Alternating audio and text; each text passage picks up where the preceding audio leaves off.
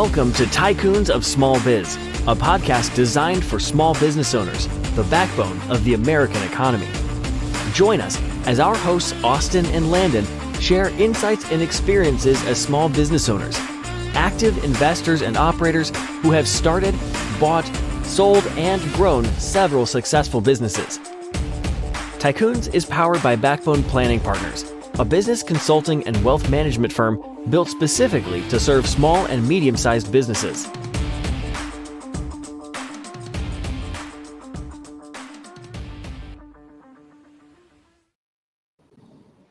Good morning, Tycoons, and welcome to today's episode of Tycoons of Small Biz. It's the day after Memorial Day. It's the last, one of the last days in May. So we're getting to the end of Mental Health Awareness Month, and we've had a couple of episodes on mental health and maintaining mental health and why it's so important. And so excited to kind of jump in and talk about that a little bit today. But obviously, as normal, I'm coming to you from Phoenix. Yesterday, I spent some time on the river with friends and family, just getting out of the heat a little bit, enjoying the nature that is offered in Arizona, and hope that everybody had an opportunity to kind of decompress and think about and contemplate those who have given the ultimate sacrifice in service of our country. So Landon is coming to us from obviously a place where buffalo hunting is prevalent. Landon is in Boise with his family, spending a little bit of time getting away, checking out some property, etc. So Landon, welcome in, buddy. Yeah, appreciate it. And I'd like to recognize the way that you pronounced Boise. Because I've learned that I've always pronounced it Boise, but the locals out here pronounce it the way that you pronounced it. So I better start working on my pronunciation of Boise if I'm going to end up moving out here. Yeah, well, I mean, I grew up closer to Boise than you did, obviously, and so I've spent more time in Boise maybe than you have, and you'll have to get accustomed. I know you're not a huge sports fan the way that I am, but you'll have to see at least one football game at Boise State. They've got that blue turf, one of the only colleges in the country that has a turf that's other than normal turf color. So it's interesting. I've actually seen a game there, and it's not a very large stadium. Quite honestly, I think it only holds about 35-ish thousand people. But it's really loud. The way that they've kind of got it put together, it gets really loud in there with as few people as there are. So you're in for a treat. Yeah, definitely. Yeah, I'm definitely not a big college football fan, but one of the only, I wouldn't even call it a memory, just recollections of like seeing college football on TV is the blue field. Like I remember seeing that all the time and being like, gosh, that's really unique, but I didn't know that it was that unique, being like it's the only blue field in college football. So that's pretty cool.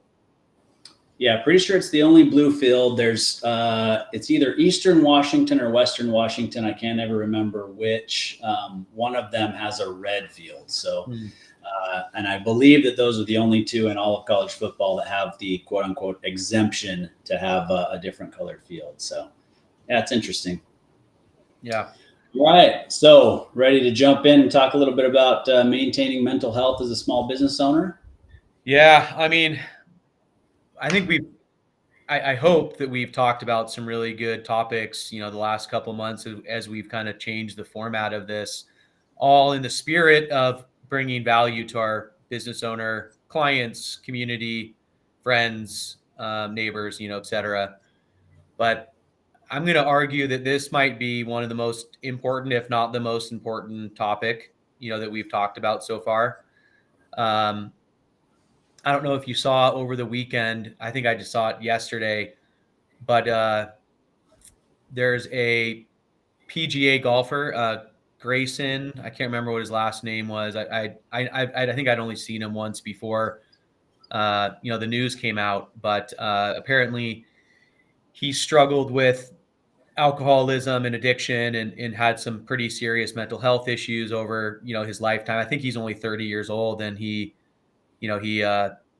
withdrew from the golf tournament going on, then subsequently took his life on, I think, maybe Friday or Saturday. And So I don't know, just kind of struck a chord a bit with me, not struck a chord, but it hit home a bit as we were just mentally preparing to have this discussion today. So unfortunately, you hear so many of these stories nowadays of people, but I think it just statistically, I believe it's predominantly men, that take their lives by suicide. So hopefully we can just bring a little bit of light to this subject, and maybe we get through to one person that might be struggling with some mental health issues.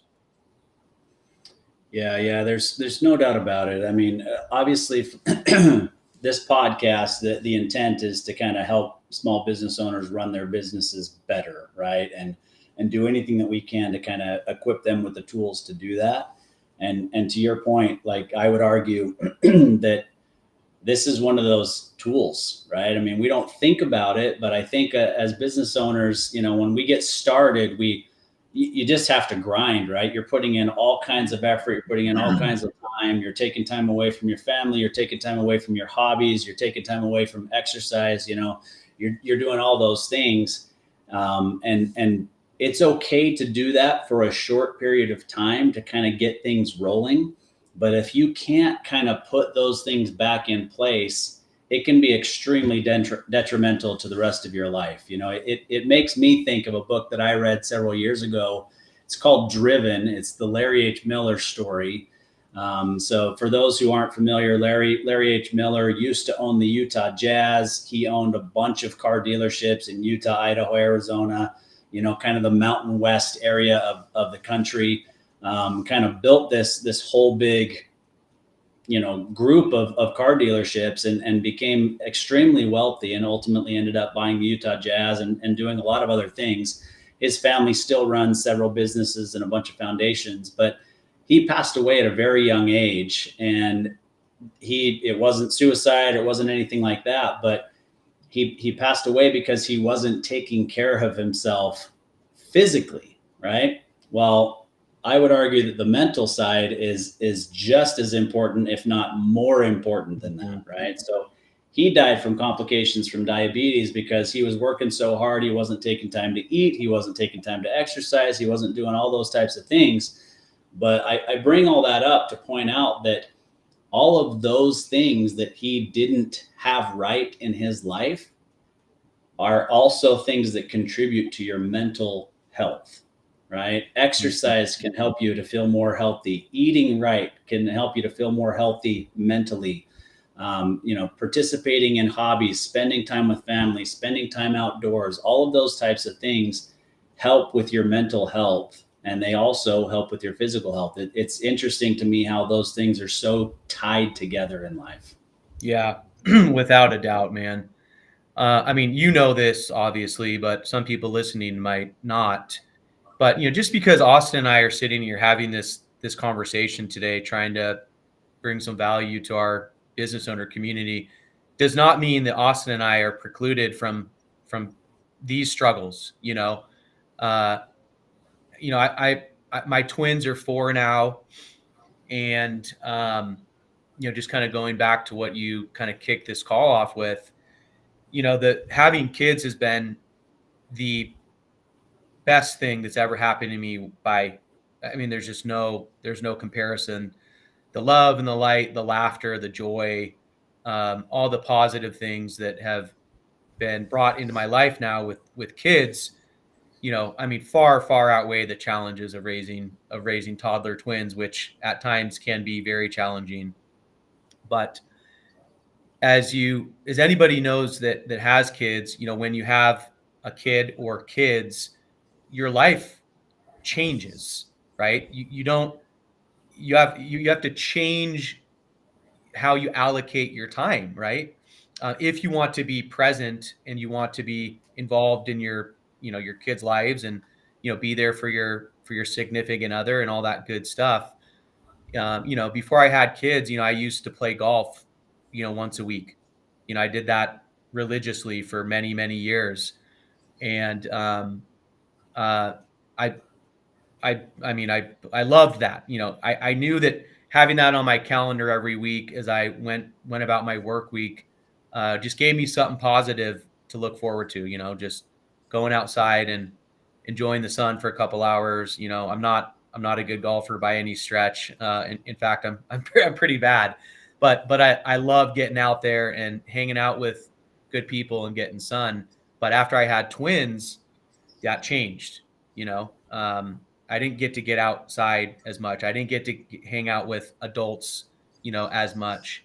And so there's been times where I've struggled, the last, 4 years, just because I've had to adapt to a new life, a way of doing things. And for me, it's a much better life. And I love my life with my kids much better than I ever loved my life before. But it's still, though, it's a big change, right? Instead of playing golf every week, now I play maybe 4 times a year, right? Because, taking 4 or 5 hours and going to play a round of golf, it's not in the cards for me. It's a decision I've had to make. So, I got to find other ways to get outdoors and hang out with, my friends and do things to bring, to kind of fill that, that gap in my life as well. Yeah. It's definitely a struggle, right?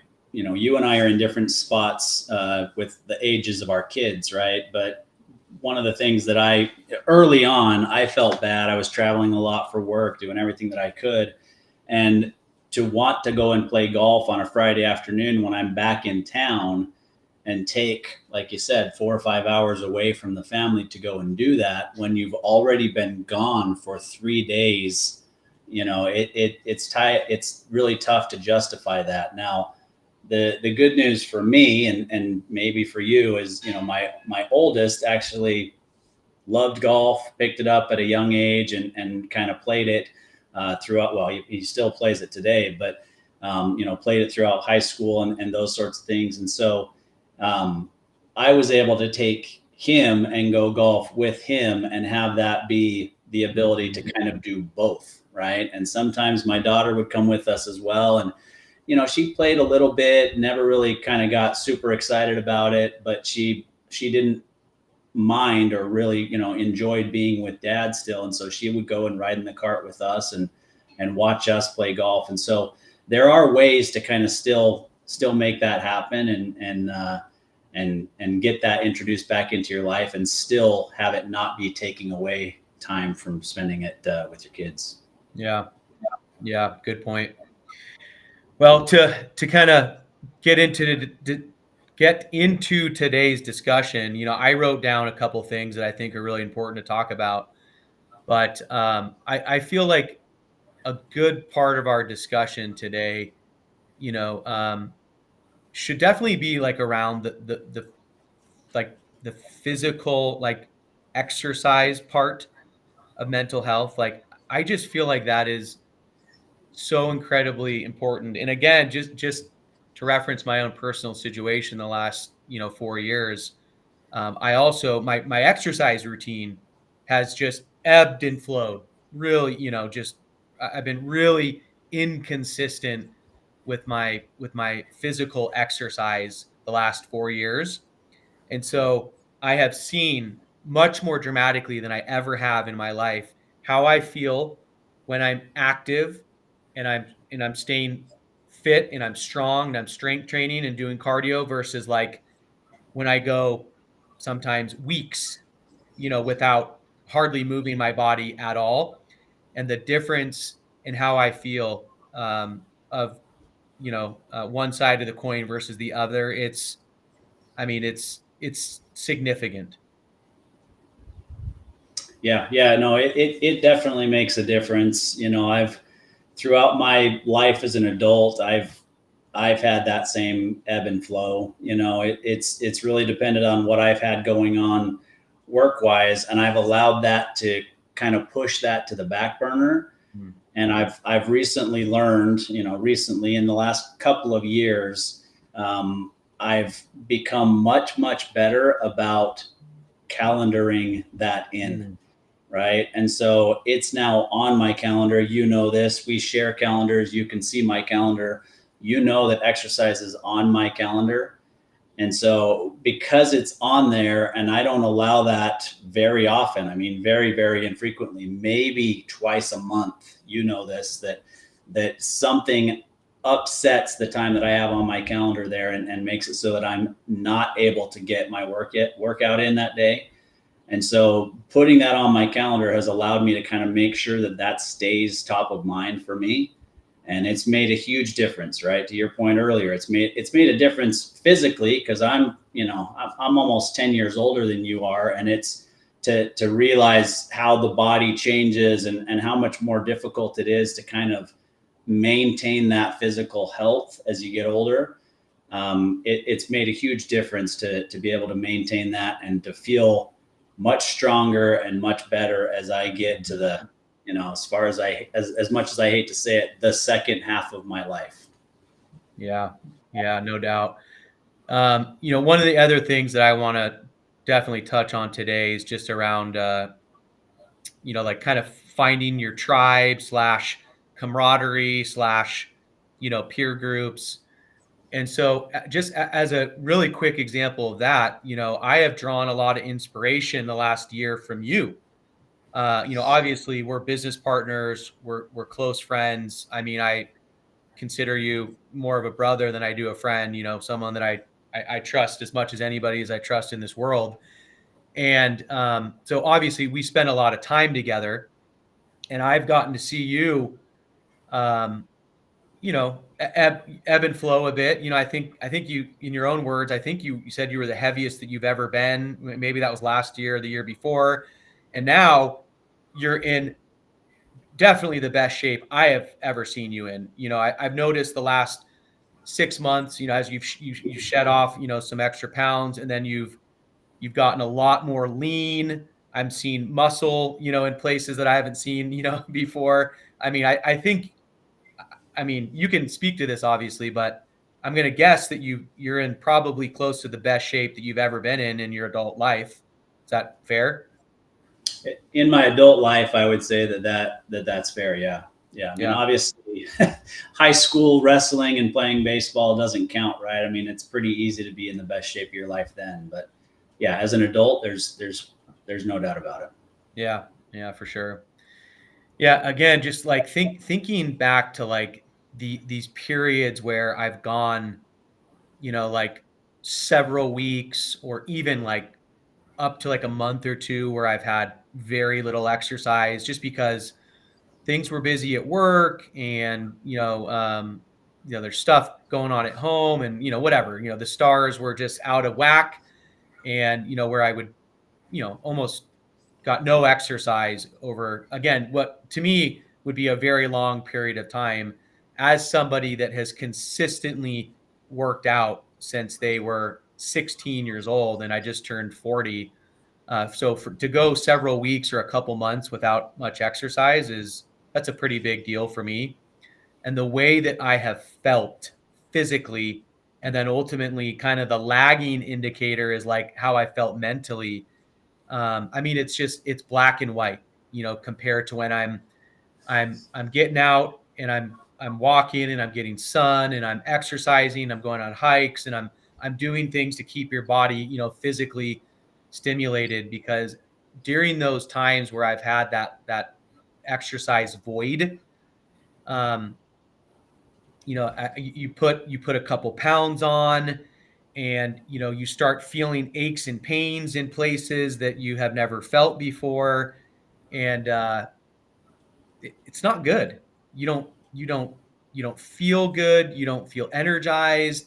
You start to see things in your relationships with your spouse and with your significant other, whoever, your kids, your mood changes. So just the physical health, and really getting that dialed in, I think is just so critical in leading into having really good mental health. I feel like I don't think you can have strong mental health if there's not a really big emphasis on that physical health element.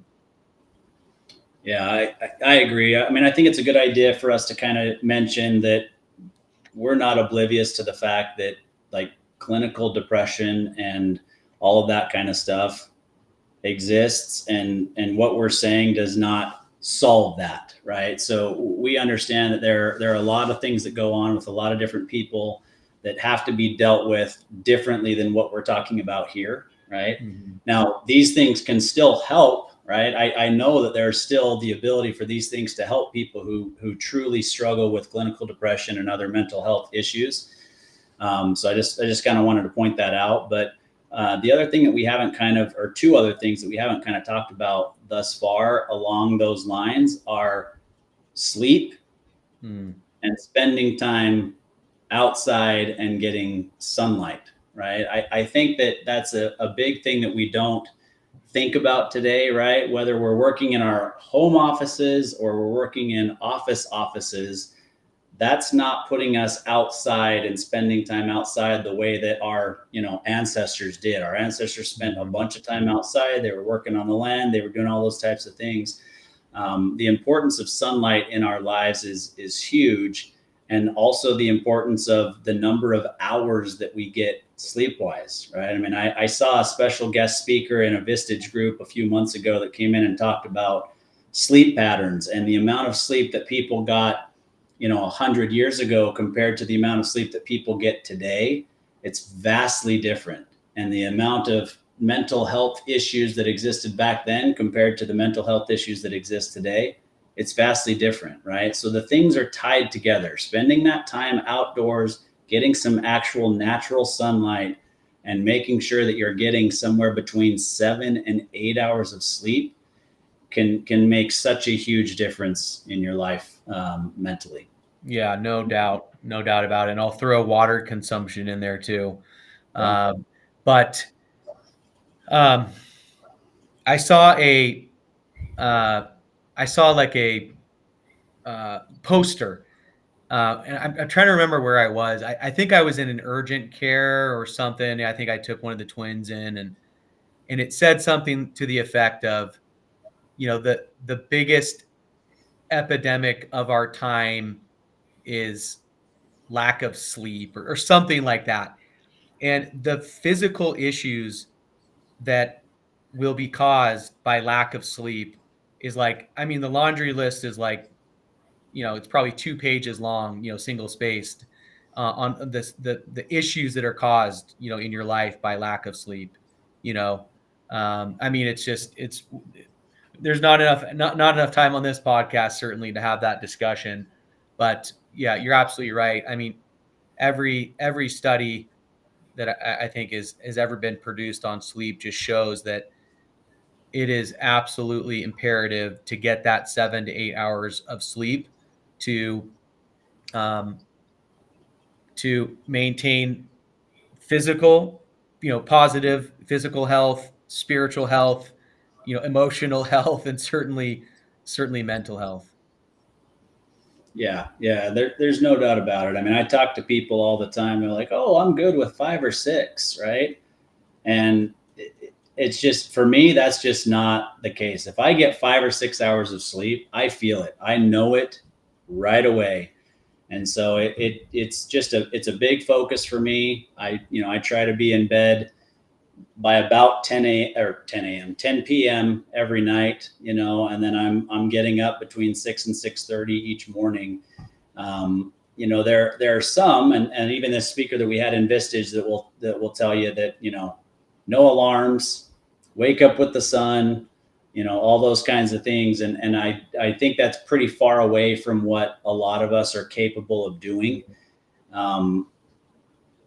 Could we get to that point? Maybe, right? The sun rises pretty darn early here in the desert, right? In Phoenix. I mean, nowadays, this time of year, I feel like the sun is up by about 5 a.m. or shortly after 5 a.m. And I don't know that I'll make that adjustment so that I'm going to bed at 9 to get up at 5, but still, in bed by about 10, I'm typically, on my side or on my back with my eyes closed by 10:30, kind of at the latest. And then, I'm up at 6:30. So that's giving me a full 8 hours. And even if I struggle to fall asleep for a while, it's still between 7 and 8 hours. And so it makes a huge difference in my life. And I know that it would in everybody else's lives. Yeah, no doubt. Anytime I find myself getting less than 7 hours of sleep, like especially if it's like consistently for a few days, which has happened, most days the last 4 years, because I've got 4-year-old twins, and they don't ever sleep through the night, really. They wake up and they come into our room and whatever. But the physical effects that has on me is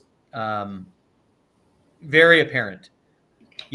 For my entire adult life, anytime things are out of whack with my body physically, I mean, not to gross out our listeners, but I get really bad canker sores, like inside my mouth, and that it only happens when I'm not sleeping well, and it's not fun for anybody that gets those things. They know how painful they are and how disruptive it is to like your eating and stuff. And yeah, they're terrible. And I only get them when I'm not sleeping well. So, and again, I'm not always that aware that I'm not sleeping well, but all of a sudden I'll wake up one day and be like, oh, ow, that hurts. Oh, and I start reflecting back on like the last few days. I'm like, oh, okay, that makes sense. I probably only averaged 5 or 6 hours of sleep the last few nights, and here I am now. I'm paying for it. But for the people that are listening, going, well, yeah, great guys. This all sounds great, but like, I try to get 8 hours of sleep, but it takes me 30 minutes, an hour, 2 hours to fall asleep. And I can't stay asleep. I wake up in the middle of the night, like, how do you combat that? And my only thought to share around that would be, if you haven't read the book Atomic Habits by James Clear, read that book and let it change your life. Because if you let it change your life, it can, and it will. Because what that book does is it helps you to set up routines and habits that lead you to the positive outcomes that you are trying to seek. For example, in the book, it talks about getting into a really good nighttime routine where you do certain things that triggers your brain to do the thing that you want it, to do. So it's not just about the action; it's about the triggering event that leads you to the action that helps you to get into a better routine, i.e., create a new positive habit in your life. So, turning the screen off, 60 to 90 minutes before you go to bed, setting aside, 10 to 30 minutes to read or sit quietly or do something, read a book, journal, whatever it is that you want to do, but to create these actions that lead to these really good, ultimately, hopefully, like life-changing habits. So if you haven't read Atomic Habits by James Clear and you're struggling, with getting into a good sleep routine or pre-sleep routine, which will hopefully lead to a better sleep routine, then read that book, because like I said, if you let it can change your life. Yeah, no doubt about it. Matter of fact, I was just having a conversation with my 24-year-old son about that book. I believe he said he was rereading it. It's been interesting to kind of watch. He's a kid that never liked reading, and now that school is out and he finished his master's degree, he's been out for like 2 weeks, and he finds himself buying books, whether on Audible or buying physical books and reading them, because he got into this habit of reading during school and realizes how that makes him feel and what it's doing to fill his time, rather than endlessly scrolling on Instagram or TikTok or Snapchat or whatever it is, that he's spending that time doing. And so that's another thing I'll just mention real quick is the smart devices and the social media and all those kinds of things can have such a detrimental effect on anybody's mental health, whether it's the comparison to other people or just the blue light and the endless time, looking at that screen. All those things can be actually very, very detrimental to your mental health. So we're kind of running out of time here, Landon, but I just want to kind of hit a couple of real quick things. You mentioned Atomic Habits. I'll mention another book that anybody should read. It's called The Gap and the Gain. Mm-hmm. And what that does is it allows you to focus on the things that you've been able to accomplish. We spend all this time in our lives comparing ourselves to either the ideal business that we're trying to build or against somebody else's business that may be running more smoothly as far as you're concerned, or they grew faster or whatever. It allows you to live in that gain, right? Like, what did you accomplish and what should you be grateful for? And so those two concepts, right? Always measuring backwards and being grateful. Those two things can have extreme benefit to your mental health. Yeah, I love that, man. I appreciate you mentioning that, because I wouldn't have honed that was not on my list, but I think as entrepreneurs, as high achievers, as people that are have started and are operating successful small businesses, like I think about our kind of our typical client that we serve. They run a business that does, somewhere between generally, $3 to $15, $20 million a year in revenue. And we see this all the time, like in our practice. And when you think about this subset of business owners that have started and are running a business that does multi-millions of revenue, that alone puts them in the top, I think is like 3%. Like, isn't it like only 10% of businesses ever get above $1 million a year in revenue, I believe. And then I'm not sure what the statistics are after that, but multi-millions of revenue, let's just say it's 5% of businesses, And so, I mean, just that alone is pretty incredible to be in the very, very top quartile of businesses, but constantly our clients, and I find myself doing it too. I'm not excluded from having those thoughts, certainly, but you're absolutely right, man. Honing in on the things that we have accomplished and celebrating those, and getting into a good practice of being grateful for those things, that makes a huge, huge difference. Yeah, no doubt about it. Well, any final thoughts? But I think we've talked about some important things. I mean, really, it comes down to calendaring time for yourself, putting limits on the amount of time that you work, being grateful for what you have, and always looking back and recognizing what you've accomplished. I think if you get any message from today's episode, it's those things, right? Take time for yourself. Don't work too much. And find ways to find joy in this life and gratitude. Yeah, for sure. I'll close with this. Take stock of the things that you are doing in your life that does not bring in love and light. So drug use, excessive alcohol consumption, pornography, all those types of things. I think they affect men more than they do women, but they certainly affect both men and women. And take stock of those types of things and try to eliminate them. Try to create better habits that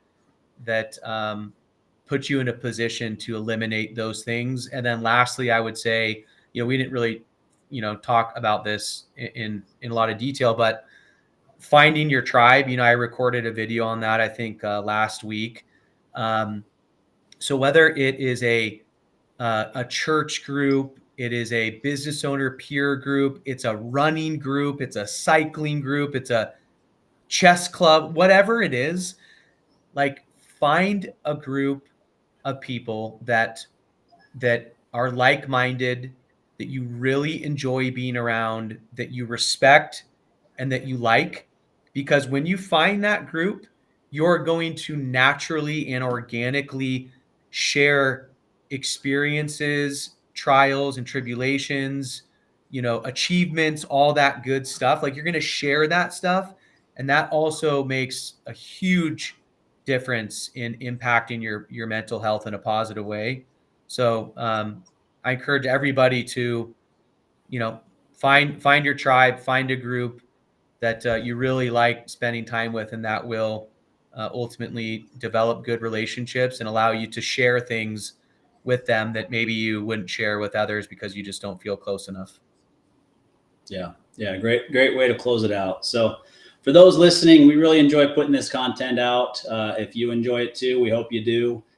Please like, subscribe, check us out on Instagram, Facebook, YouTube. We're kind of everywhere.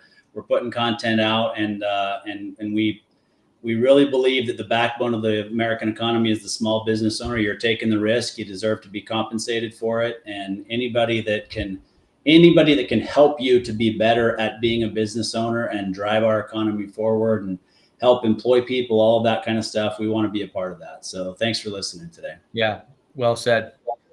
Thanks from Boise.